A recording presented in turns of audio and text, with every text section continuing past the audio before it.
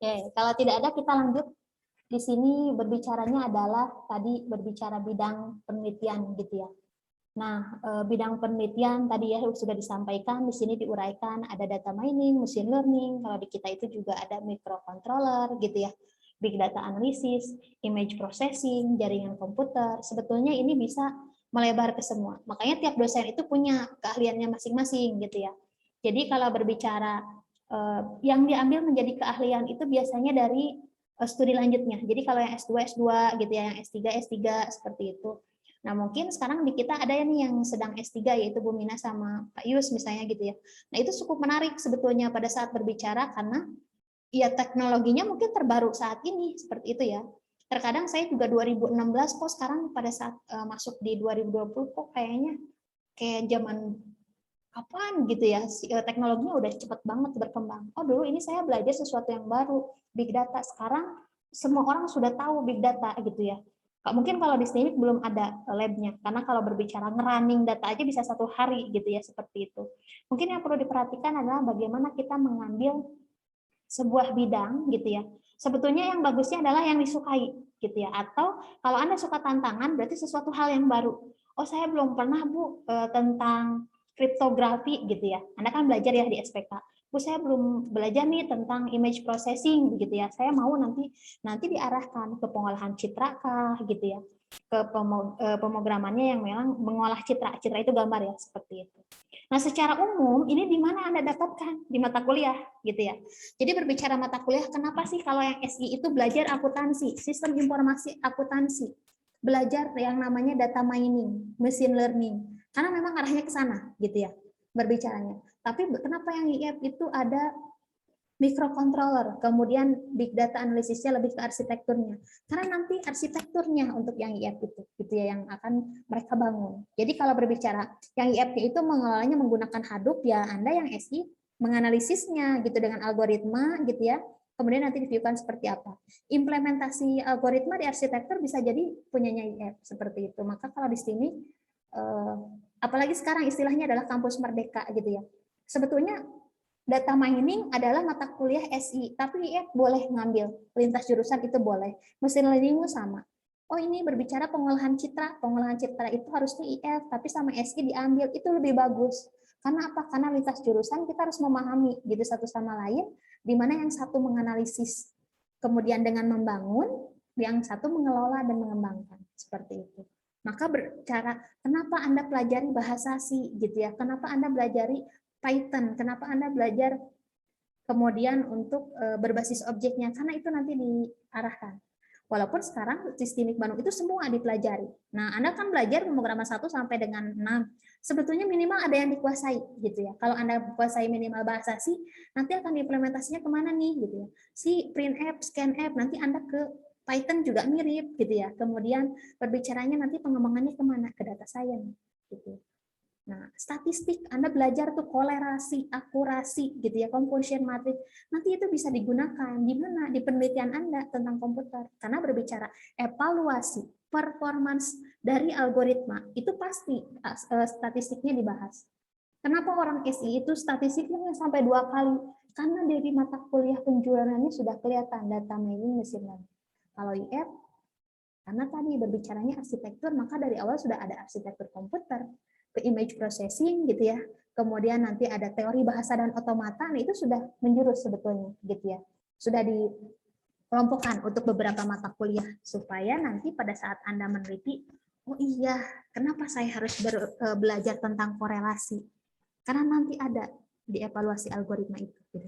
Kemudian kenapa orang IF itu belajar analisis algoritma, analisis numerik? Karena memang harus dianalisis algoritma itu, big O-nya berapa, kompleksitasnya berapa gitu ya. Kalau looping itu berarti dibacanya N kompleksitasnya gitu ya. Itu orang informatika. Jadi memang oh kenapa sih ada big O, big theta? Karena itu bidang ilmu yang memang nanti mendasari untuk penelitian Anda. Seperti itu gitu ya. Anda belajar sistem pengamanan komputer. Kan belajar ya tentang kriptografi gitu ya.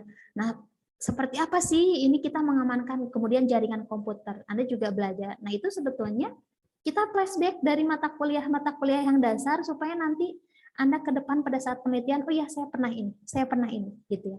Mungkin di awal semester Anda belum paham, kenapa harus belajar kalkulus, gitu, integral. Karena nanti pun akan digunakan. Kenapa harus belajar matriks, gitu ya.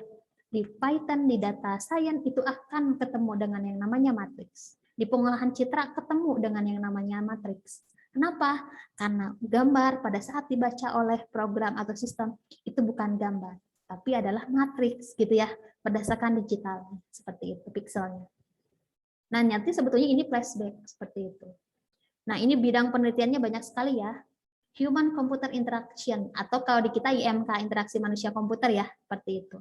Dan banyak lagi gitu ya.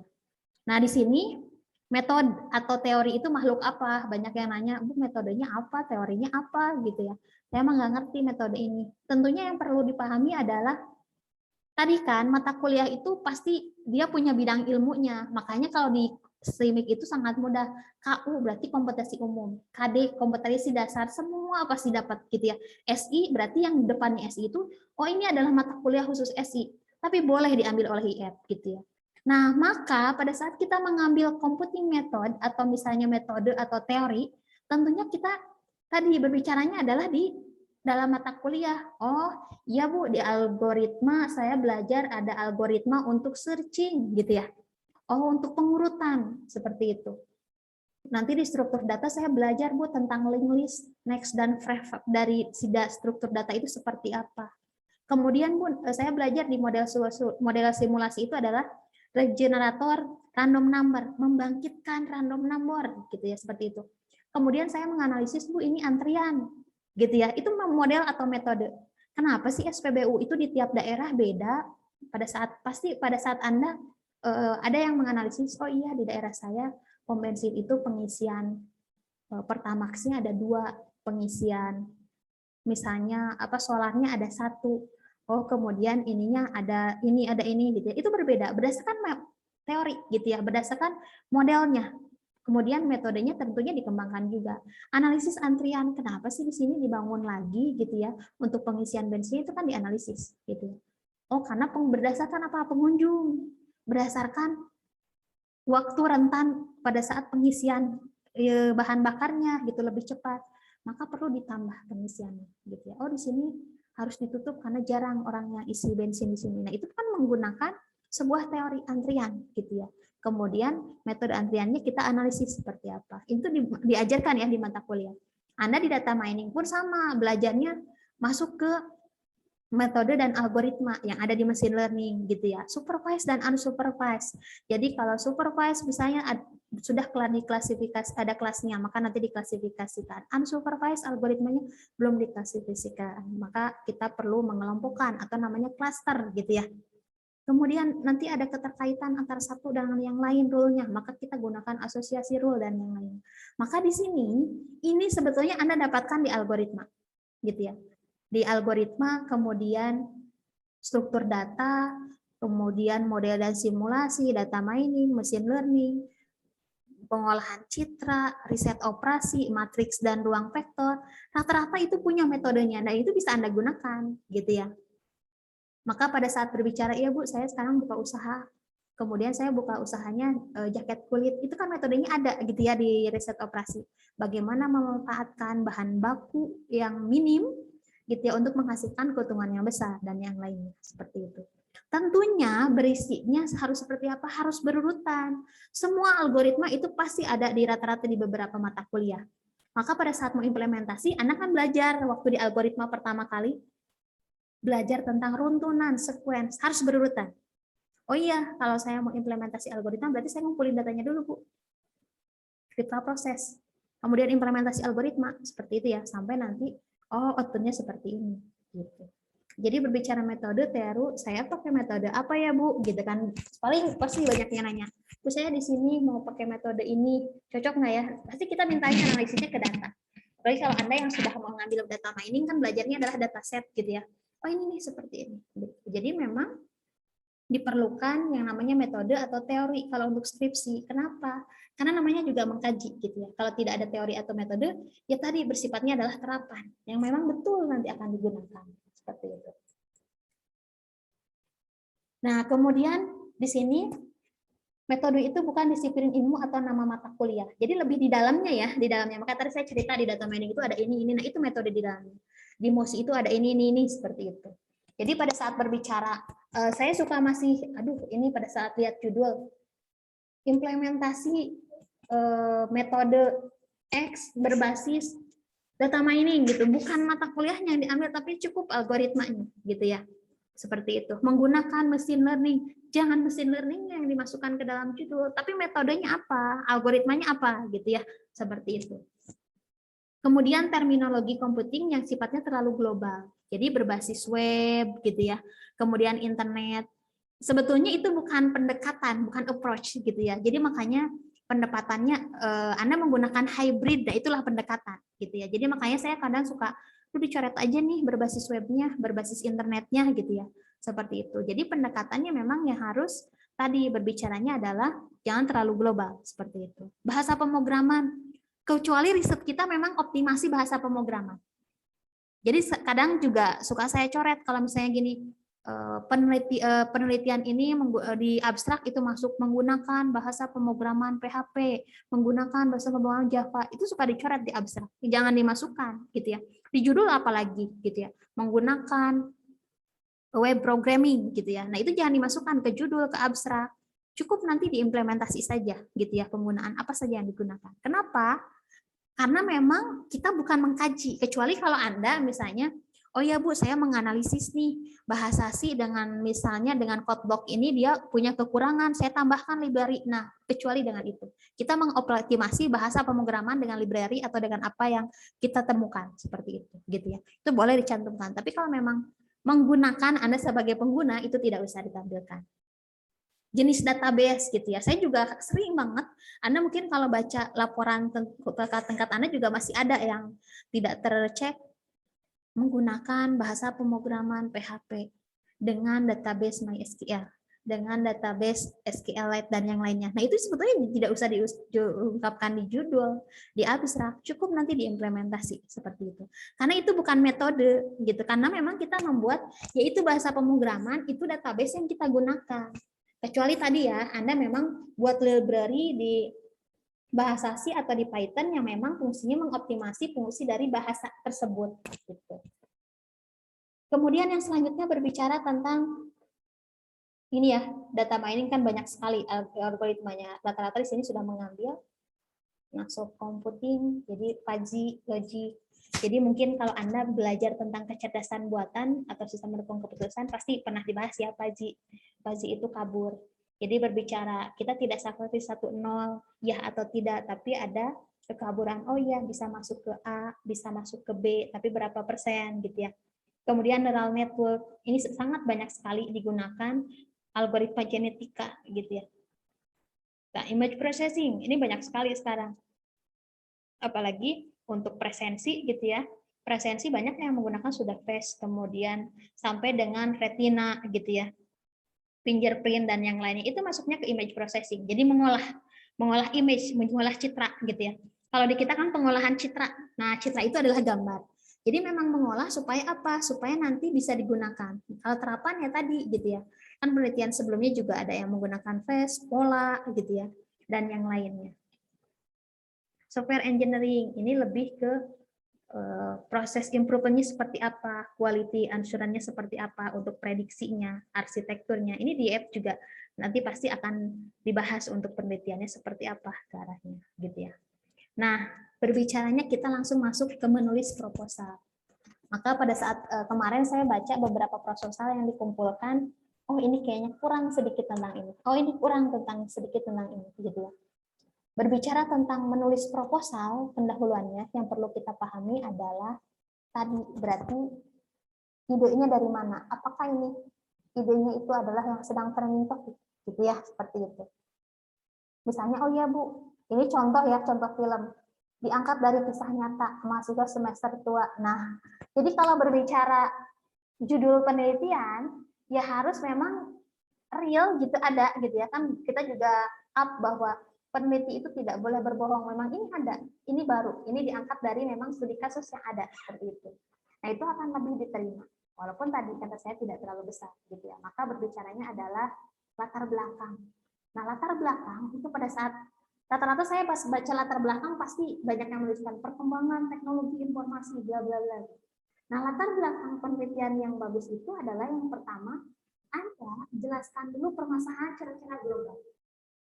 Itu bagian pertama itu pada saat menyusun masalah penelitian, latar belakang penelitian atau research background kalau dikatakannya seperti itu, maka yang perlu diperhatikan adalah dalam menyusunnya Anda harus jelaskan topiknya apa yang secara umum.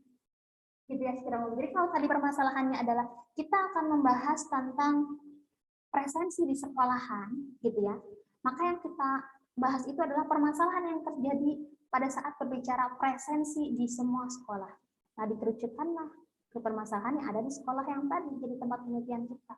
Tapi sayangnya banyaknya pada saat saya baca adalah perkembangan teknologi zaman, jadi lebih sangat global gitu ya. Jadi globalnya memang ya tadi permasalahan tentang apa sih presensi untuk guru gitu ya di sekolah dasar, maka itu yang diungkapkan berdasarkan penelitian-penelitian sebelumnya, berdasarkan riset yang ada gitu ya. Maka tadi bagusnya riset gitu ya, memang real nyata ada gitu tempatnya.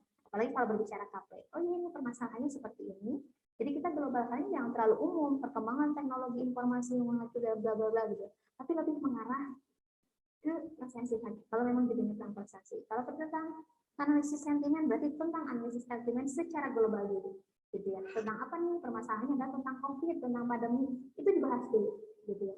Maka masuklah ke sentimen, masuklah ke penelitian kita seperti itu. Nah, yang pertama adalah chat yang pertama, pahami gaya riset di bidang komputer ini pada saat kita ingin mengecek tentunya Anda masuknya ke komputer science atau information system. Jadi berbicaranya adalah atau sistem informasi gitu ya. Karena berbicara computer science ini penelitiannya lebih ke core teknologi. Jadi kalau anak informatika ini cocok ya. Informatika berarti teknologinya menggunakan apa, arsitekturnya seperti apa, atau metode improvement atau perbaikan metode.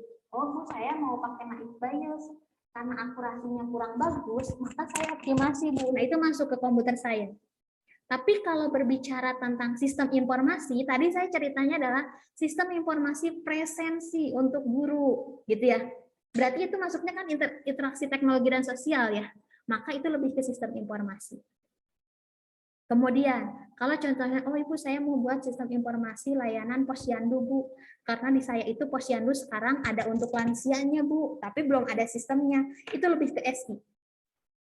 Interaksi teknologi dengan sosial, misalnya dengan dinas pertanian, dengan dinas perhubungan, itu lebih ke sosial, gitu ya. Tapi kalau di dalamnya ada teknologi yang digunakan, gitu ya, oh ini, kemudian ada perbaikan metode, itu bisa masuk ke dokumenter science.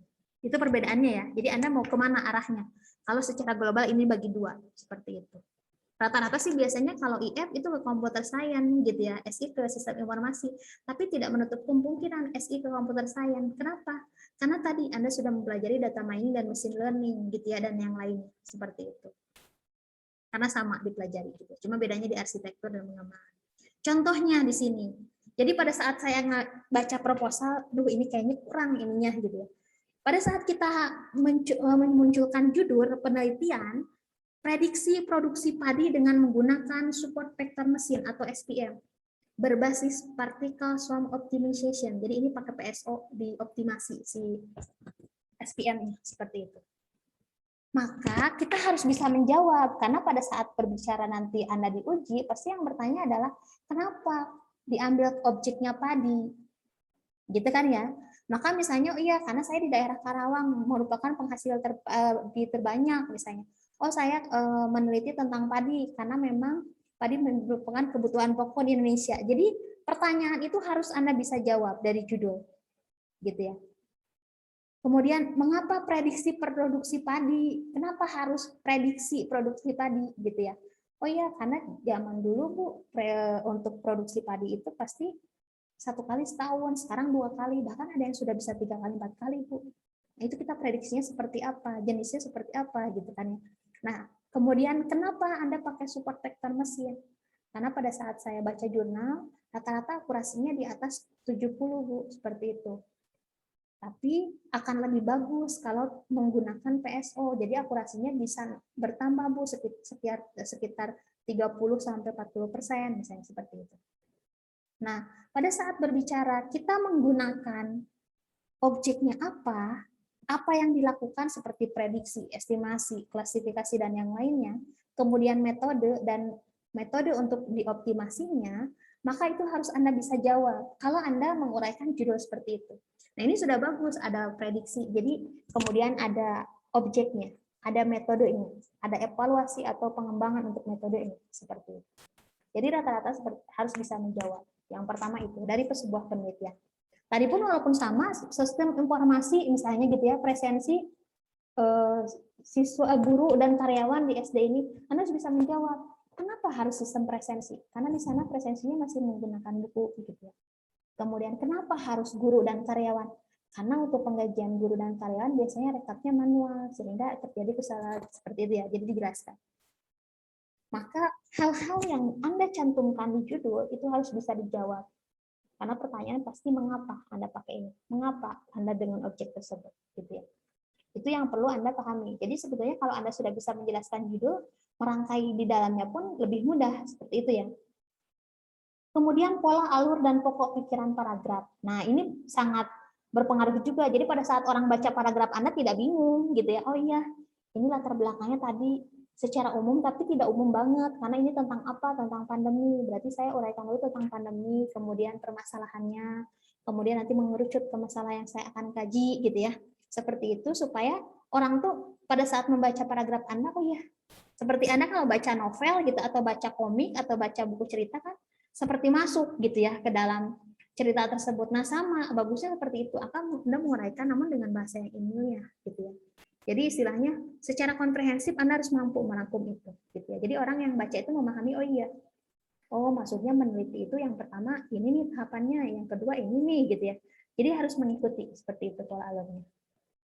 Nah, ini kita rangkum ke dalam 6 bahasan. Jadi polanya tadi yang pertama objek penelitian. Pasti kajiannya adalah tentang objek penelitian. Kalau tadi berarti padi. Metode yang ada apa sih yang dibahas tadi? SPM dioptimasi dengan PSO. Kelebihan dan kelemahan metodenya harus ada. Ya, kelebihan SPM itu apa? Oh iya Bu, dia memisahkan antara kelompok yang satu, prediksi yang satu dan prediksi lain menggunakan Hiverfland gitu ya. Jadi garis pemisahnya itu terlihat. Kekurangannya apa? Kelemahannya apa? Itu diuraikan. Jadi oh iya, SPM itu punya kelebihan, punya kekurangan. Nah, kekurangan ini ditutup dengan PSO karena PSO ini cocok untuk optimasi gitu ya, supaya bisa diuraikan. Masalah pada metode yang dipilih itu harus diuraikan juga. SPM itu kesulitannya untuk data yang seperti apa gitu ya. Kekurangannya seperti apa itu harus diuraikan. Nah, solusi yang terbaiknya, maka dipilihlah dari beberapa pilihan metode pengembangan atau optimasi, yaitu PSO, misalnya seperti itu. Jadi kita mampu merangkumnya dari 6 objek ini, dari 6 poin ini, gitu ya. Objek, O, M adalah metode-metodenya, KK adalah kekurangan dan kelebihannya, yaitu masalah dan metodenya, gitu yang dipilih. Soal itu adalah solusi yang dipilih untuk memperbaiki metode yang kita gunakan. TU adalah rangkuman dari tujuan umum penelitian itu seperti apa, gitu. Jadi sebetulnya poin ini yang bisa Anda gunakan untuk apa? Untuk memahami tadi dari berbicara pola alur, pokok pikiran paragraf. Jadi harus dijelaskan. Jadi pada saat sudah bisa menjelaskan dari objek sampai nanti rangkuman tujuan, jadi orang paham, oh iya ini tuh menggunakan tadi objeknya padi gitu ya. Kenapa harus padi diuraikan? Oh ini metodenya, oh menggunakan SPM. Tadi alasannya hyperplan-nya untuk pengelompokan prediksinya sudah garisnya terlihat kalau hyperplan garisnya. Jadi pemisahannya lebih jelas gitu ya. Kelemahan kekurangannya oh ini kenapa pakai SPM? Kelebihannya XXX, kemudian kekurangannya Y dan yang lainnya seperti itu. Jadi diuraikan. Jadi supaya Anda paham. Maka pada saat dosen menguji pun, kalau Anda sudah paham dari judul, dengan pedenya Anda menjelaskan, ini judul saya, ini objek penelitian saya, sampai tujuan saya seperti ini, itu sudah membangkitkan sebuah kepercayaan, gitu ya. Oh iya, ini bisa menjelaskan tentang penelitiannya. Seperti itu ya. Karena mau tidak mau kerja praktek dan skripsi kan, harusnya Anda yang membangun, dan Anda menguasai, gitu ya. Bu, saya dibantu programnya. Nah, di luar itu tetap ya, walaupun dibantu, intinya sebetulnya prosesnya harus Anda pahami, gitu ya. Tahapannya harus Anda pahami, seperti itu. Nah, contohnya ini ada nih. prediksi produksi padi yang tadi. Padi adalah komoditas, dan diceritakan gitu ya, oh iya, komoditas yang penting di Cina karena tingkat produksinya tinggi gitu ya 2009. Mengapa padi? Oh, karena ini di luaran, nanti kita akan cek nih, oh di Cina saja ini pada tahun sekian ini sangat happening terkait padi gitu ya. Produksi padi perlukan prediksi akurat, karena hasil prediksi akurat sangat penting untuk kebijakan nasional. Jadi kita perlu impor atau ekspor gitu ya, seperti itu. Prediksi objek penelitiannya. Kemudian kenapa pakai metode SPM gitu ya? Karena pada di sini diusulkan nih banyak peneliti. Berarti kan tadi kita review ya jurnal-jurnal. Oh iya, ternyata dari ini akurasinya besar-besar. Kemudian kita ungkapkan juga bagaimana kelebihan dan kelemahannya. Ini adalah penulisan review dari beberapa jurnal gitu ya, seperti ini. Kemudian mengapa support vektor pemilihannya tadi gitu ya, tetapi ini ada mempunyai kelebihan, tetapi SPM juga punya kekurangan. Masalahnya metodenya yang dipilihnya, gitu ya. Maka kita munculkan, ada perbaikan nih solusinya dengan apa? Dengan menggunakan PSO. Tujuannya apa? Tujuannya adalah pada saat PSO diterapkan, kita tadi untuk memilih parameter, gitu ya. Tadi parameter untuk membuat hiperplane fungsi pemisahnya sesuai dan optimal, itu bisa menghasilkan prediksi yang bagus, misalnya seperti itu. Nah, disinilah ini rangkuman dari tujuan penelitian seperti itu. Dan rata-rata kalau SPM itu biasanya memang dengan PSO ya. Saya juga sudah melakukan itu banyak sekali dan rata-rata memang PSO untuk yang cocok gitu. Tapi tergantung lagi datanya. Nanti dicek datanya seperti apa. Gitu. Nah, kemudian yang selanjutnya belajar menulis dengan ATM, amati, tiru, dan modifikasi. Bukan berarti plagiarisme ya. Maka berbicaranya adalah Anda juga harus bisa memparafrase. Jadi pada saat copy paste gitu ya, Anda parafrase yang aktif dibuat pasif, yang pasif dibuat aktif gitu ya. Maka istilahnya sekarang memang ATM ya, amati, tiru, dan modifikasi. Jadi jangan amati langsung ditiru, tapi memang harus ada modifikasinya. Kenapa? Karena sekarang sudah banyak aplikasi untuk mendeteksi plagiarisme gitu ya. Maka pada saat berbicara membaca, oh ini gayanya adalah aktif, ini deskriptif, oh saya mau dipasifkan deh, dibalikan istilahnya gitu ya. Kalimatnya, kemudian nanti saya referensi gitu ya. Nah, tentunya alurnya boleh ditiru. Oh iya, kata Ibu tadi mengumpulkan data, mengambil data, praproses, sampai nanti implementasi dan evaluasi. Alurnya boleh diikuti, tapi mungkin Anda ganti bahasa. Maka istilahnya adalah parafrase gitu ya. Nah, dengan perlahan Anda modifikasi bahasanya, seperti itu. Untuk istilah-istilahnya gitu. Ini untuk kiat penulisannya, karena banyak sekali pendeteksi. Saya juga kemarin pada saat menulis paper, padahal itu perasaan gitu nulis sendiri gitu ya, dengan kata-kata sendiri, ternyata pada saat dicek plagiarisme itu sampai 25%, oh mirip. Saya tidak membaca jurnal ini, jurnal orang lain, ternyata kan mirip kata-katanya gitu ya. Mungkin itu karena kita biasa membaca, kemudian melihat, oh ini seperti ini, jadi tertuliskan seperti itu ya, walaupun tidak direferensi. Nah itu perlu diperhatikan juga.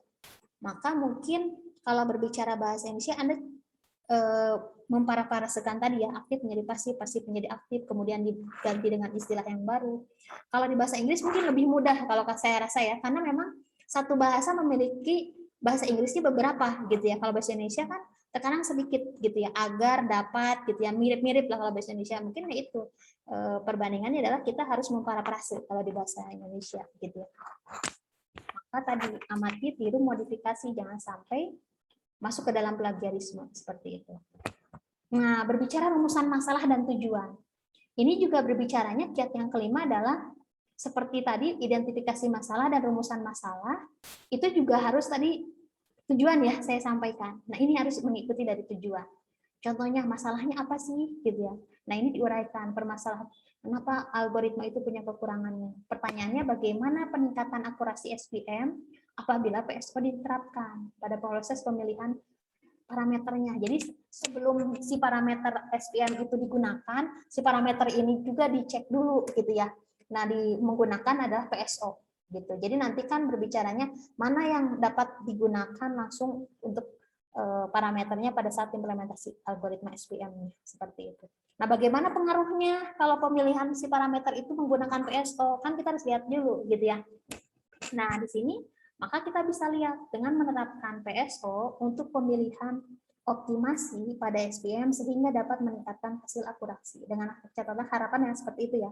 Dan saya rasakan memang penelitian pada saat menggunakan SPM dioptimasi dengan PSO itu memang jauh gitu. Kalau nggak pakai PSO akurasinya sekitar 78, tapi kalau menggunakan PSO itu bisa sampai 85 seperti itu. Ya tadi karena si parameternya kan dipilih dulu tuh sama PSO gitu kan ya.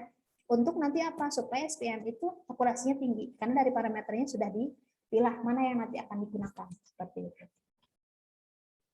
Nah, ini banyak sekali gitu ya referensi. Nah, ini beberapa referensi yang saya gunakan untuk materi. Dari ini dasar-dasar penelitian, panduan juga dari ini buku metode penelitian, kemudian buku panduan kerja praktek dan skripsi Istimik Bandung tahun 2020. Jadi materi ini disesuaikan dengan beberapa materi yang ada di Istimik Bandung, seperti itu ya, terkait dengan buku panduan. Oke, ada yang ditanyakan?